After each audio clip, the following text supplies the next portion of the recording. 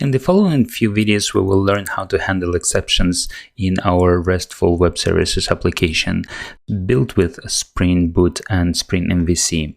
And the good news is that Spring Boot already provides a good exception handling mechanism for us, which we can simply use.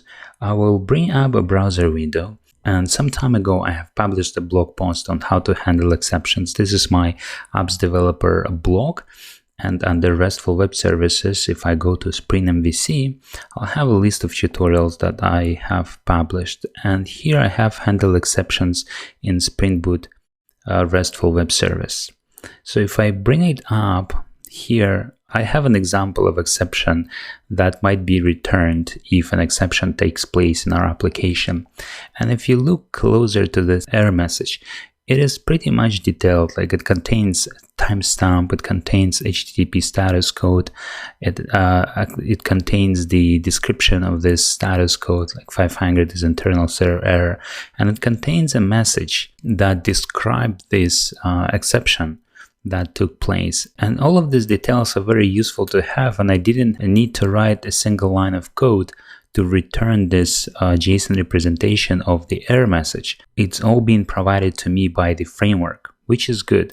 And if a different exception takes place, then the calling client will receive exactly same structure. So the party that consumes your API will not have to deal with different JSON structures if an error takes place in your server-side code. So it's all very good and it's all taken care for us. We don't really need to do anything. But sometimes the description of the error message might be very technical and you might not want to expose all of those technical details to a party that consumes your API.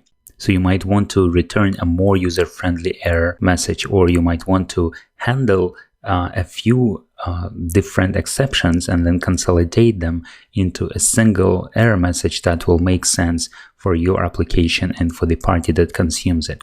So as we learn about how to handle exceptions, let's first learn how to return an error message, this JSON representation of the error message, with a different message description. We will throw an exception and we will return same JSON representation, but we will have our own more user-friendly description of the error message. So let's do that first.